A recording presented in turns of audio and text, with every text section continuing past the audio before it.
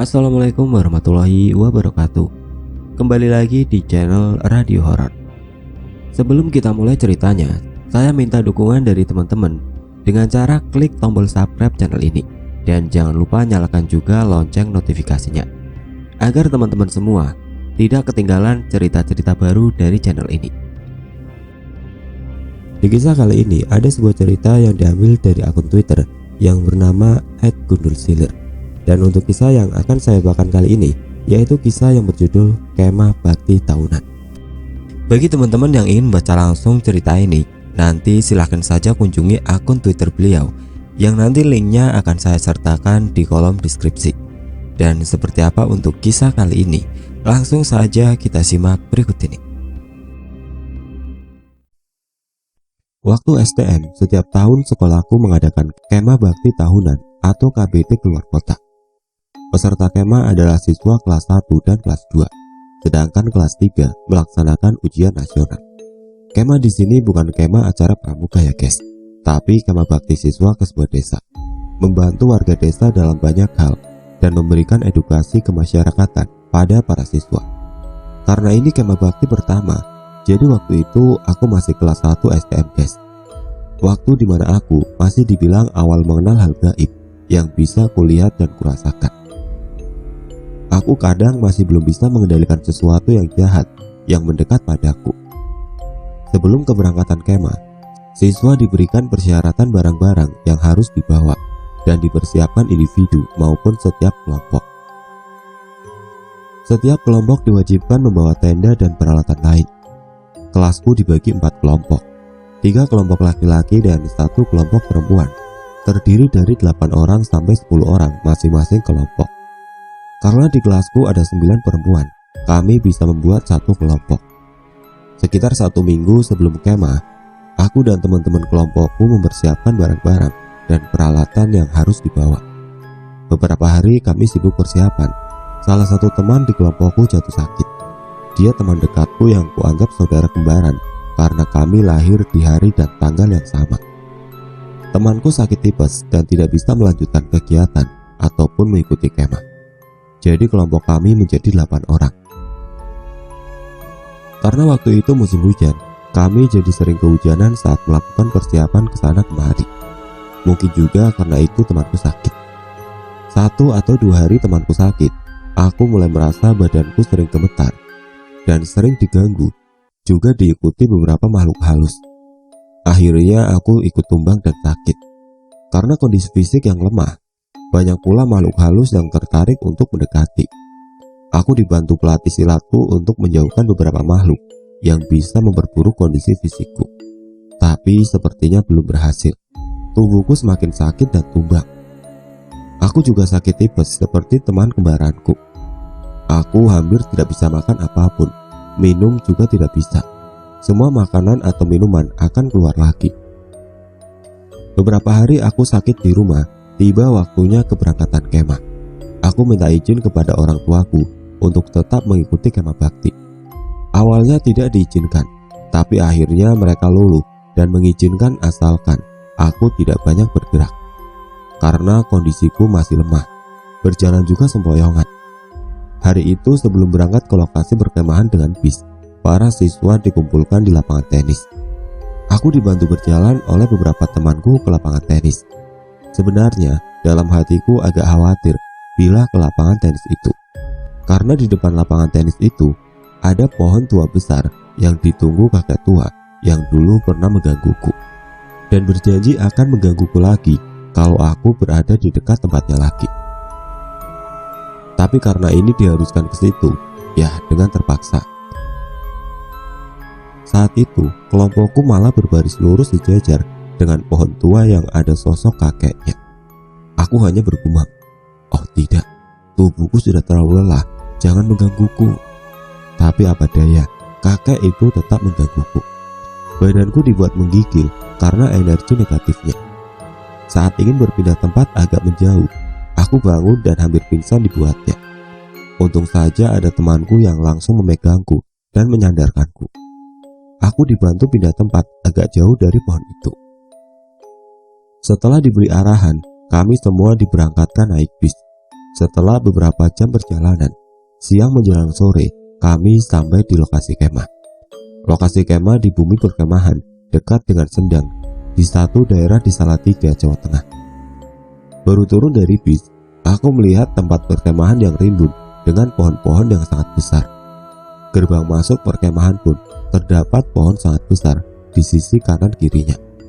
Yang sisi kanan kiri gerbang perkemahan, aku lihat makhluk hitam tinggi besar, sangat garang, membawa tongkat. Tinggi mereka berdua setinggi pohon-pohon itu, tinggi dan besar. Astagfirullah, semoga aman di sini, pikirku. Kami semua memasuki area perkemahan berurutan. Aku masuk dan sedikit memberi salam pada para penjaga gerbang yang seram tadi. Mereka hanya melihatku. Masuk area perkemahan kondisinya sangat teduh, karena saking banyaknya pohon besar dan tinggi membuat cahaya matahari yang masuk hanya sedikit, hanya masuk di sela-sela dedaunan yang sedikit berjarak.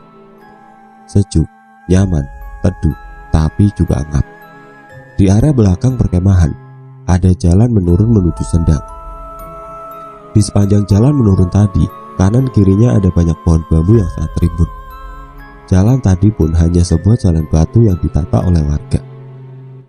Di beberapa bawah pohon besar dan bambu kanan kiri jalan, aku lihat ada sesajen.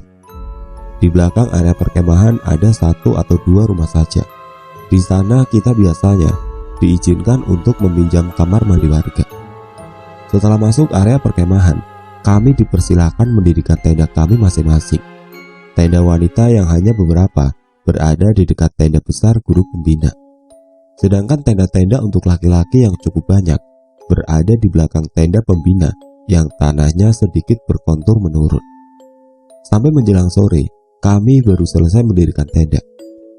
Di depan tenda kelompokku ada sebuah pohon besar bercabang. Di depan tenda siswa wanita masih ada halaman yang cukup untuk kegiatan siswa, seperti pensi, olahraga, dan lain-lain. Menjelang sore badanku mulai lemah lagi karena sakit tipesku yang belum sembuh benar. Di perkemahan aku hanya bisa makan 1 potong atau 2 potong coklat atau sedikit buah untuk bisa minum obat. Menjelang maghrib kami semua bersiap dan bergantian untuk sholat maghrib. Saat aku melihat keluar tenda, aku begitu kaget. Hampir setiap pohon yang ada di perkemahan sudah ada makhluk-makhluk halus berada di atas maupun di bawah pohon. Pohon di depan tendaku pun ada 2 sosok wanita seperti kuntilanak dan sundel bolong. Dan pohon-pohon besar di perkemahan sudah penuh dengan makhluk-makhluk serupa itu. Ada juga pocong di pohon pisang di dekat tenda siswa. Ada makhluk-makhluk hitam bermata merah juga di beberapa pohon. Aku juga melihat makhluk-makhluk seperti anak-anak kecil di beberapa pohon belakang tenda siswi. Tidak lama ada kakak kelasku perempuan berinisial R mengagetkanku dari pandangan para makhluk-makhluk tadi. Kakak R ini juga bisa melihat hal serupa. Dia menyapa aku sambil membawakan titipan buah dari pelatih silatku. Ih, rame ya di sini. Iya ya mbak. Kira-kira ganggu apa enggak ya? Bentuknya pada kayak gitu. Semoga saja tidak. Kayaknya sudah ada yang memagari di sini. Gak tahu siapa. Iya toh mbak, semoga saja gak ada apa-apa. Iya amin. Yang penting kita sudah buat penjagaan untuk orang-orang seperti kita ini. Semoga kita aman. Iya, ya sudah yuk sholat. Di sini yang dimaksud penjagaan oleh Mbak R itu sebenarnya suatu gerakan kebatinan khusus yang diajarkan di pencaksilat untuk melindungi diri sendiri dari hal-hal gaib yang energinya jahat, khususnya untuk orang-orang yang bisa melihat makhluk halus. Malam itu, malam pertama, semua kegiatan normal. Ada pensi antar kelas, ada juga kegiatan ekstra-ekstra lain. Yang tidak bisa melihat makhluk halus, mungkin mereka nyaman saja dengan keadaan yang sejuk dan menyenangkan, layaknya perkemahan bersama teman-teman. Tapi untuk kami yang bisa melihat makhluk-makhluk seperti mereka, rasanya kami was-was dan selalu waspada. Selepas Isya, kegiatan pensi dimulai, ramai dan semarak. Tiba-tiba, ada satu temanku laki-laki yang berbeda kelas beda jurusan, ya sahabat begitulah, datang kepadaku dan meminta pertolonganku untuk membentengi tenda ekstrakurikuler Paskibra. Ya, sahabatku ini anggota Paskibra, termasuk kakak kelas R juga tadi, juga anggota Paskibra. Tapi mereka belum begitu dekat saat itu, masih sebatas senior dan junior.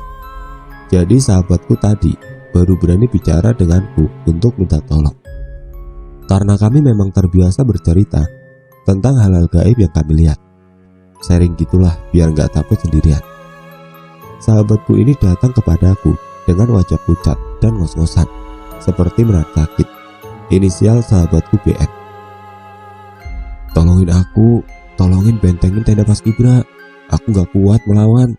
Ini, dadaku malah kayak dilempar batu panas.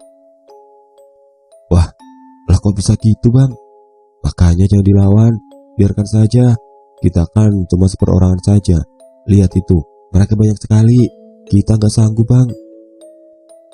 Tapi dirimu bisa toh memagari tenda Paskibra. Itu loh, KR habis kesurupan, dibawa ke tenda guru pembina. Aku minta tolong banget. Maaf banget bang, ini aku gak bisa bantu beneran. Tahu sendiri kan, aku sakit belum sembuh gini. Aku memagari diri sendiri saja, dibantu teman-teman dan pelatih silatku. Kalau aku membantu memagari tenda Paskibra, aku gak tahu bakal gimana badanku.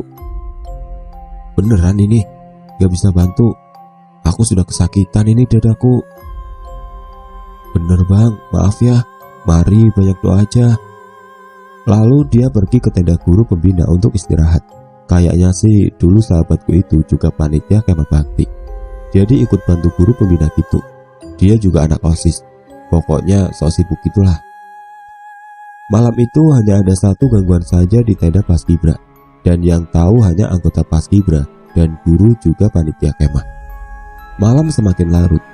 Kegiatan pensi siswa disudahi dulu, karena besok pagi masih ada kegiatan bakti sosial bersama warga sekitar.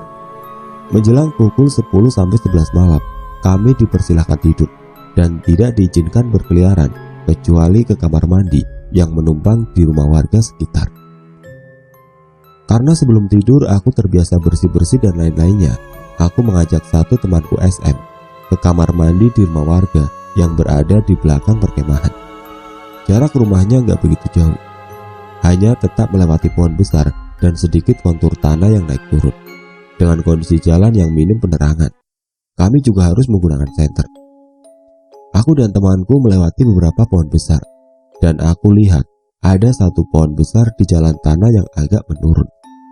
Di bawah pohon itu, aku melihat sesosok wanita menangis dengan satu kaki dirantai dengan pohon besar itu. Aku kurang begitu ingat baju yang wanita itu pakai. Sepertinya kebaya putih berjarik yang hampir semua pakaiannya sudah tercapik-capik, lusuh seperti disiksa. Aku hanya berlalu saja dengan temanku itu, karena tidak ingin membuat takut temanku tadi. Dia hanya bertanya kenapa aku berhenti sebentar. Aku bilang tidak ada apa-apa. Kembali dari kamar mandi rumah warga, aku melewati pohon yang ada sosok wanita di rantai tadi, dan aku melihat sosok laki-laki berpakaian Belanda menyiksanya. Aku agak kaget dan bergidik ngeri. Kenapa seram sekali pikirku. Tapi aku belum berani melihat lebih dalam apa yang sebenarnya terjadi antara sosok wanita yang kakinya dirantai dengan Mister Belanda tadi. Aku hanya berjalan cepat bersama temanku menuju tenda dengan sedikit melirik ke arah wanita berantai tadi. Sepertinya dia memandangku, menyadari kalau aku bisa melihat keadaannya. Wajahnya tampak memelas kepadaku seperti meminta bantuan. Aku hanya mengatakan dalam hati dan berbicara pelan pada wanita itu. Maaf, aku belum bisa bantu sekarang. Masih ada mister itu. Nanti kalau ketahuan kamu bicara padaku, malah akan makin marah si mister, kataku padanya sambil berlalu. Wanita berantai itu hanya menunduk dan menangis. Aku sampai ke tenda dengan temanku. Masih terpikir wanita tadi membuatku kesulitan tidur. Hari kedua, kami peserta kemah melakukan kegiatan bersih desa bersama warga. Kami dibagi beberapa kelompok untuk saling membantu membersihkan desa. Kelasku kebagian membersihkan jalan menuju Sendang dan parit-parit sekitar sawah dekat Sendang. Aku masih melihat beberapa sesajen diletakkan di bawah pohon besar dan pohon bambu. Sebenarnya aku agak penasaran untuk apa sesajen itu. Aku tidak berani bertanya ke guru pembina, apalagi warga setempat. Takut pamali waktu itu. Sebenarnya aku juga agak merasa aneh pada warga setempat yang terkesan kurang menerima kehadiran kami. Warga hanya sedikit bicara pada kami, bahkan kalau kami meminjam kamar mandi, mereka agak sedikit berwajah terpaksa dan kurang senang. Hanya beberapa perangkat desa saja yang bicara agak banyak. Menjelang sholat zuhur, kegiatan bersih desa sudah selesai. Kami diizinkan kembali ke perkemahan untuk bersih-bersih, sholat, makan, dan istirahat. Sore hari setelah asar jam 3:30, tiba-tiba ada kelompok kemah dari tempat lain mendirikan tenda di samping kemah kami. Ada 2 atau 3 tenda saja, tapi orangnya agak berisik, membuat kami khawatir. Guru pembina dan panitia mengingatkan kami agar lebih berhati-hati dan menjaga barang bawaan kami di tenda. Menjelang malam kedua, kegiatan kami dilanjutkan dengan pensi lanjutan untuk kelas yang belum tampil. Malam itu masih semarak ramai dengan pensi yang menyenangkan. Karena lapar, temanku SM mengajakku ke warung mie dadakan di belakang tenda perkemahan. Aku hanya menemani SM karena perutku masih belum bersahabat dengan makanan berat apapun, efek tipes.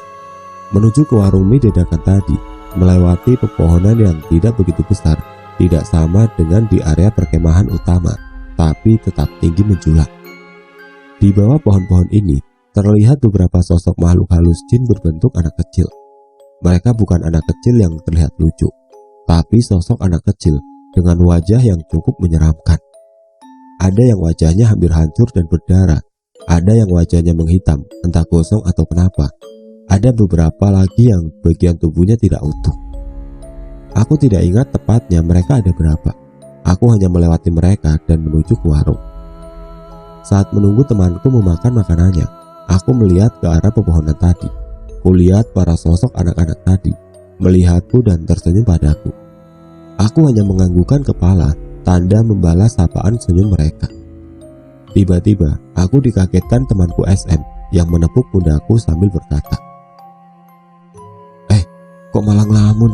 Lihat apa?" Itu loh." Aku sambil menunjuk ke arah pepohonan. "Apa toh? Gak ada apa-apa gitu kok, hanya pohon." "Gak ada apa-apa." "Gak apa-apa kok, sudah lanjutkan makanmu." Aku tak sengaja kelepasan mengatakan kepada temanku tadi. "Ya sudah, jangan nakutin lo. Lah, kamu gak makan beneran ini? Lumayan lo minyak."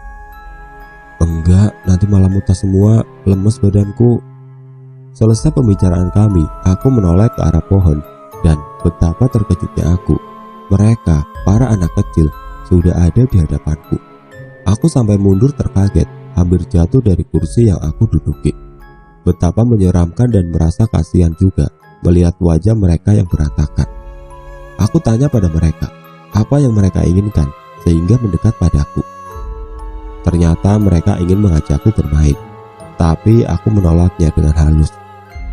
"Silakan main, aku melihat saja dari sini. Badanku capek seharian ini. Maaf ya, lain kali." Mereka hanya tertunduk sedih. Kemudian mereka pergi dan terlihat bermain ke sana kemari, yang sesekali melihat ke arahku dan tersenyum. Dan aku hanya memandang mereka, membalas senyum mereka. Di sini aku hanya berpikir, kalau aku menuruti untuk bermain bersama mereka, mungkin energi di tubuhku akan habis dan semakin lelah. Juga kemungkinan aku bisa diajak bermain ke alam mereka. Ya, kalau aku bisa kembali, kalau tidak bagaimana? Setelah temanku selesai makan, kami kembali ke tenda. Aku juga berpamitan pada mereka. Aku mengatakan pada mereka supaya tidak mengikutiku ke tenda. Di depan tenda ada Wewe dan kuntilanak, kataku. Mereka para anak kecil ini memang cenderung tidak suka pada kuntilanak dan Wewe, lebih tepatnya takut. Itulah kenapa mereka tidak berada pada pohon-pohon besar di dalam perkemahan utama. Aku kembali ke tenda dan melihat ke belakang. Sepertinya mereka memang tidak berani mengikutiku. Aku kembali melihat acara pensi bersama teman-teman yang lain. Malam semakin larut, pensi pun segera usai. Kami kembali ke tenda masing-masing untuk istirahat dan tidur. Sebelum tidur, aku ke kamar mandi warga bersama temanku AN. Kami melewati pohon besar yang ada wanita berantai di kakinya. Aku hanya melihat dia sendiri, terduduk dan menangis sambil memegang kakinya yang dirantai. Pikirku, kesempatan ini. Tidak ada Mister Belanda yang membawa cambuk. Mungkin bisa bertanya kepada wanita itu. Aku menghampiri pohon besar itu dan berhenti sejenak, seraya menyuruh temanku ke kamar mandi duluan dengan alasan supaya bisa bergantian. Aku bertanya pada wanita yang dirantai tadi. "Mbak, kamu ngapain? Kok bisa dirantai di sini? Mister kemana? Kok nggak kelihatan?" Aku menanyakan Mister juga karena agak takut tiba-tiba nanti dia muncul. Wanita itu hanya menangis. "Aku diseret ke sini dan dipaksa menikah dengan Mister, tapi aku tidak mau dan terus berusaha melarikan diri, tapi selalu gagal dan akhirnya aku dirantai di sini agar tidak bisa lari lagi. Aku disiksa di sini sampai mati. Aku ingin bertemu orang tuaku." "Lah gimana, Mbak? Sepertinya aku tidak bisa membantu." Tapi aku sambil memegang rantai di kakinya, berusaha melepaskan, tapi tetap tidak bisa. "Lihat, Mbak, aku tidak bisa." Di sini mungkin kalau orang lihat, aku seperti orang aneh di bawah pohon karena membungkuk dan mengusap-usap tanah kelihatannya. Tapi sepertinya tidak ada teman yang melihatku. Tolong aku," sambil menangis. "Maaf, Mbak, aku sudah tidak bisa. Ini tanganku hanya panas dan memerah. Aku pergi dulu. Jangan nangis, Mbak." Lalu aku berlalu meninggalkan wanita itu dan menyusul temanku ke kamar mandi. Aku sambil berpikir, si mbaknya itu kan jin yang meniru. Dulu apa benar ada kejadian begitu ya? Hampir semua sudah terlelap. Hanya ada beberapa suara dari panitia yang bertugas menjaga perkemahan. Tiba-tiba ada yang memanggil-manggilku dari luar tenda. Suara teman laki-laki sekelasku. "Teh, keluar, itu FR kesurupan. Gimana itu? Bisa bantu gak kamu?" Aku keluar dari tenda dengan lelah karena tipes yang gak karuan kalau malam hari. "Ada apa kau manggil? Siapa yang kesurupan?" "Itu loh, FR yang kesurupan, tolongin." "Aduh, biarin aja, memang begitu anaknya. Dia yang godain duluan." "Lah, iya toh, tapi teman-teman pada takut." "Udah biarin, nanti kan kalau capek keluar sendiri, diem." "Ya sudah, bener ya, ini tak biarin." "Iya, sudah sana tidur saja, badanku udah capek banget ini." Lalu temanku D kembali ke tendanya. Aku jadi makin lelah dan lemas. Aku hanya berpikir segera istirahat, tapi aku malah sulit memejamkan mata. Aku gak kepikiran temanku tadi yang kesurupan. Pasalnya dia anak yang sok jahil dan malah mencari-cari hal aneh pada makhluk halus. Soalnya sebelum pensi selesai, aku melihat dia seperti bercengkrama dengan sosok pocong yang ada di pohon pisang dekat dengan tenda para siswa laki-laki. Aku perhatikan, awalnya dia dan pocong itu seperti berdebat biasa. Tapi lama-kelamaan pocong itu terlihat marah dengan mata yang memerah nyala. Aku hanya agak kaget dan berdoa semoga temanku FR tidak diganggu nanti. Oh, ternyata benar diganggu dia. Ya sudahlah, pikirku, itu salah dia. Ngapain gangguin pocong yang hanya berdiri tenang? Tidak lama aku terus mencoba memejamkan mata. Saat hampir terlelap, tiba-tiba aku merasakan hawa dingin yang lebih dingin dari tadi sebelumnya. Aku coba membuka mata, ingin meminjam selimut atau jaket tambahan pada temanku. Namun saat aku membuka mata, kulihat pocong itu sudah berdiri di sampingku yang rebahan dan memandangku dengan muka yang amat seram. Tubuhku jadi kaku dan berdebar. Aku memejamkan mata lagi sambil berdoa sekuat tenaga dan berusaha bicara pada pocong itu agar kembali ke tempatnya. Aku tidak punya maksud atau tujuan apapun karena memikirkannya. Setelah berdoa membaca ayat Al-Quran, apapun yang aku bisa, aku coba membuka mata lagi. Tidak kulihat lagi pocong itu. Lega rasanya. Aku membalikkan badan dan mencoba tidur miring. Tapi lagi-lagi kulihat pocong itu berdiri di ujung tenda dalam dan berdiri di atas temanku yang sudah tertidur. Aku hanya membiarkannya dan terus menyuruhnya pergi sampai aku terlelap sendiri karena terlalu lelah. Hari ketiga kemah bakti. Pagi hari, kegiatan kami adalah melakukan bakti ke warga-warga melalui program setiap ekstrakurikuler. Mungkin seingatku begitu. Dan beberapa temanku masih tetap membantu merawatku yang masih agak terkulai lagi. Masih dibujuk agar mau makan nasi, sampai mau nyariin makanan apa saja yang aku inginkan.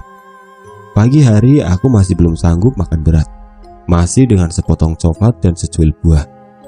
Siang ini masih normal, semua teman tampak senang dan melakukan kegiatan masing-masing. Ada yang bermain di sendang, aku pun sempat diajak ke sendang bersama temanku supaya dapat udara segar. Aku tidak merasakan keanehan yang mencolok pada siang itu. Ya, hanya melihat sesajen-sesajen yang sama seperti hari sebelumnya di sekitar jalan dan sendang. Menjelang sore hari, sekitar jam 5-6 sore menjelang maghrib, beberapa teman mengambil foto dengan kamera jadul yang masih pakai roll film sebagai kenang-kenangan saja. Temanku SM dan sahabatku RN yang beda jurusan ikut meminta foto di bawah pohon depan tenda. Aku melihat mereka dari tenda berpose dua orang menyilang membentuk huruf X, yang tangan mereka menunjuk ke atas pohon. Saat aku melihat atas pohon, ternyata ada dua sosok kuntilanak seperti ditunjuk kedua temanku tadi. Aku segera menyuruh mereka pergi dari bawah pohon. Takutnya mereka akan diganggu. Sampai maghrib tiba, aku mulai melihat lebih banyak lagi makhluk-makhluk tidak kasat mata di pepohonan. Malam ketiga ini rencananya akan melanjutkan kegiatan pensi dari beberapa kelas yang belum tampil. Setelah maghrib, tiba-tiba ada sedikit kehebohan di samping tenda panitia. Ternyata ada dua siswa laki-laki yang ketahuan merokok. Mereka dimarahi guru pembina dan dihukum berdiri menjaga gerbang pintu masuk perkemahan. Yang mana di gerbang itu ada dua sosok besar yang mengerikan. Aku sempat khawatir. Aduh, kok harus dihukum di situ sih? Pasalnya sosok besar penjaga gerbang tidak suka ada manusia yang mendekat, apalagi mengganggu tempatnya berdiri tegak di situ. Aku hanya berdoa semoga setelah ini tidak ada yang terjadi. Sampai Isya tiba, kami semua sudah bersiap untuk kegiatan pensi. Yang tiba-tiba hujan turun. Awalnya hanya gerimis. Kami semua dibubarkan dan disuruh masuk tenda kami masing-masing untuk berteduh dulu menunggu hujan berhenti. Beberapa saat menunggu, hujan tidak kunjung reda, malah semakin deras. Kami agak khawatir kalau air akan rembes di tenda kami. Aku dan teman-temanku memakai ponco jas hujan yang sudah menjadi barang bawaan wajib kami.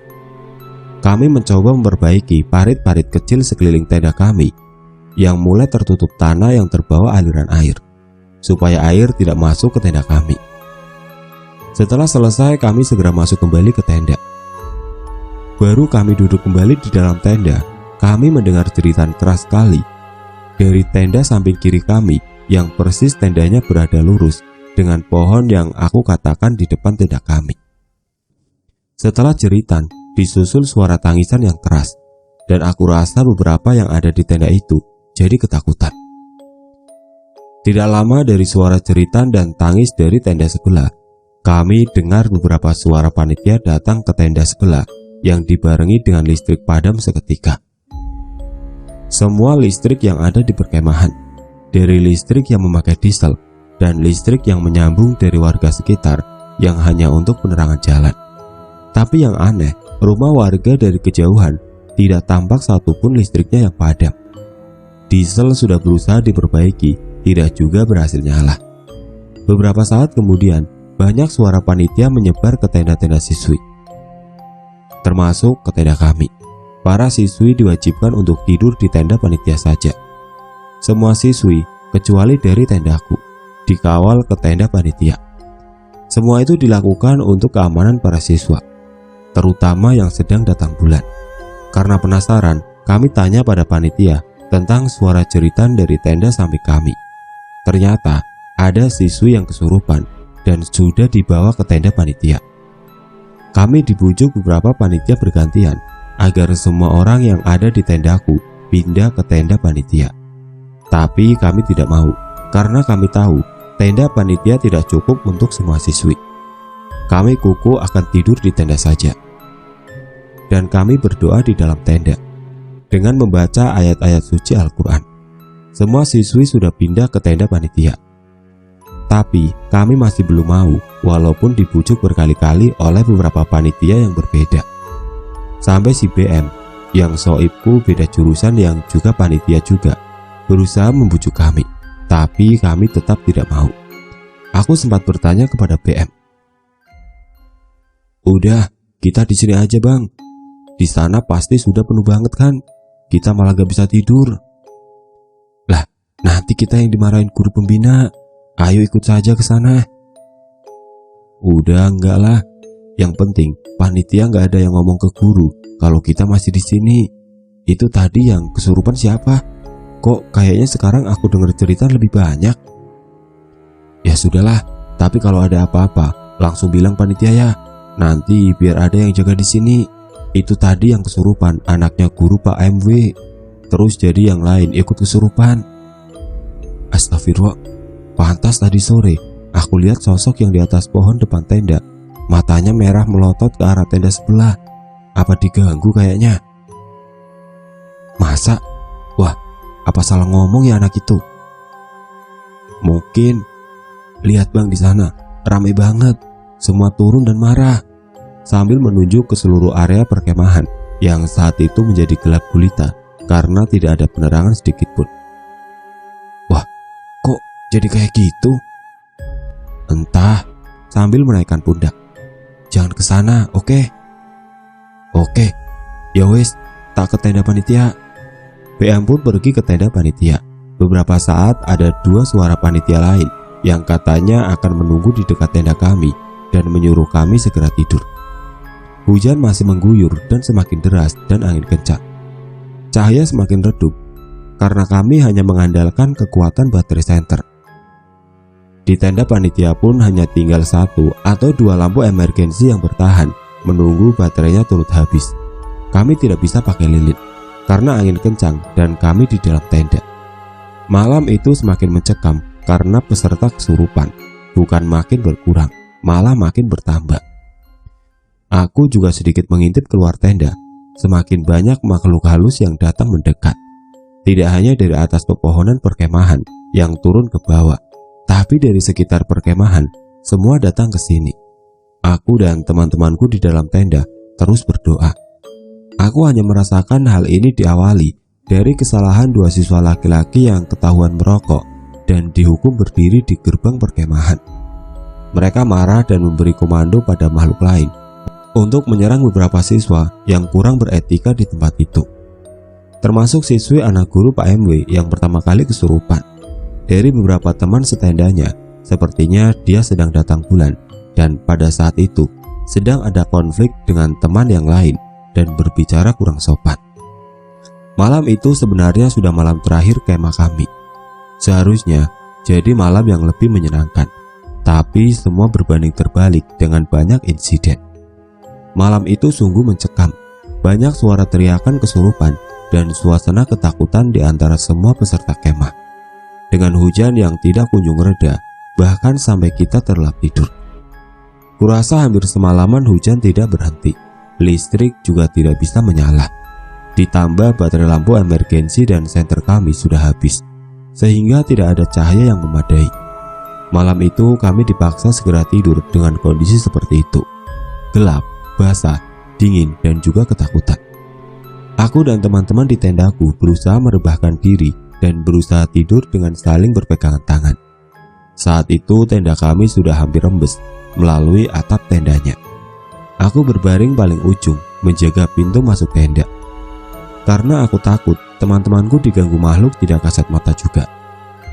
Temanku yang paling ujung dalam tenda terus berdoa dan sampai tertidur memegang surat Yasinnya. Sampai larut aku masih belum bisa tidur, terlalu dingin. Bahkan dari atap tenda sudah menetes air rembesan yang jatuh persis di atas dadaku sampai membasahi jaket tebal yang kupakai. Di sampingku ada SM berbaring terpejam tapi tidak nyenyak. Dia bergerak terus seperti tidak nyaman. Aku menepuknya dan menanyainya, "Kenapa? Kok gerak terus? Gak bisa tidur?" "Iya ini, aku kok gak bisa tidur ya." "Lah kenapa? Apa capek? Apa dingin? Apa lapar?" "Enggak kok, gak tahu kenapa." "Sini tak peluk, biar tidur." Aku menawarinya. SM malah tertawa dan mencubitku. Kemudian dia berbalik badan tidur miring. Aku hanya tersenyum sambil membersihkan air di jaketku. Sesaat aku tengok SM lagi, tapi betapa aku kaget dan kaku. Di antara celah aku dan SM yang miring, ada sosok pocong yang ikut terbahan dan tersenyum padaku dengan mata yang hitam dan merah. Aku sungguh tidak tahu harus berbuat apa. Memejamkan mata dan berdoa sekuat tenaga, sampai aku terbatuk keras karena menahan nafas karena takut. Karena suara batuku, dua panitia yang menjaga di belakang tenda kami jadi mendekat ke pintu tenda dan menanyakan apakah kami di dalam baik-baik saja. Apa ada yang sakit? Aku segera membuka mata. Betapa leganya pocong itu menghilang. SM juga berbalik ke arahku lagi, dan beberapa teman terbangun sambil memberikan isyarat kepadaku agar tetap diam dan tidak menjawab pertanyaan panitia yang datang. Aku mengangguk-angguk, tanda mengerti. Kami melakukan ini agar dikira sudah tidur semua. Kami kembali pada posisi rebahan masing-masing dan melanjutkan tidur yang sudah bisa tidur tadi. Aku sedikit mengintip ke pintu tenda. Ternyata panitia sudah pergi. Dari intipanku tadi, aku masih melihat makhluk-makhluk halus yang ramai itu sudah semakin mendekat ke tenda panitia. Aku terus berusaha memejamkan mata dengan tangan menengadah di dada, menampung tetesan air dari atas tenda. Sepertinya malam itu aku berhasil ketiduran, yang diselingi dengan batu kedinginan setiap beberapa saat. Subuh, hujan sudah reda, listrik sudah bisa menyala, dan kondisi perkemahan berantakan. Banyak daun dan ranting yang berjatuhan karena angin kencang tadi malam. Karena masih gelap, kami disuruh sholat subuh di tenda panitia. Ketika matahari sudah mulai tampak dan sudah mulai ada cahaya terang, kami bergegas membersihkan perkemahan sambil sarapan dan mengemas barang-barang kami untuk pulang nanti siang. Aku masih dibujuk temanku agar mau makan nasi. Sampai-sampai dimintakan nasi ke panitia. Tapi aku hanya sanggup makan sesuap nasi dan segera minum obat. Yang tiba-tiba BM datang ke tenda kami dan duduk di tenda dengan ekspresi kesakitan. Katanya dadanya masih terasa sakit dan panas. Aku hanya mengatakan mungkin saja kecapean karena kondisi tadi malam kerja ekstra panitia. Sebenarnya dia mengatakan itu karena hal lain, tapi aku ingin membuatnya berpikir positif aja supaya tidak lebih sakit. Siang itu kami sudah bersiap untuk pulang kembali ke sekolah. Kami apel kepulangan dahulu di lapangan depan perkemahan. Saat apel di lapangan, aku memandang area perkemahan dan berpamitan dengan dua penjaga gerbang yang tinggi dan seram itu. Aku katakan pada mereka, jangan cepat marah dan mengganggu orang-orang yang kemah selanjutnya. Mereka hanya memandangku. Setelah apel, kami segera naik bis dan pulang dengan membawa kenangan perkemahan yang penuh kesenangan, persahabatan, ada juga yang cinta. Kami semua sampai lagi di Semarang dengan selamat.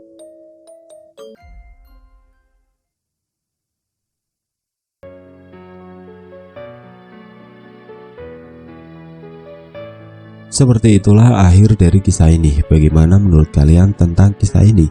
Tulis komentar kalian di kolom komentar. Dan bagi teman-teman yang baru bergabung, jangan lupa untuk like, komen, share, serta subscribe channel ini. Dan nantikan kisah-kisah horor berikutnya tetap di channel Radio Horor. Wassalamualaikum warahmatullahi wabarakatuh.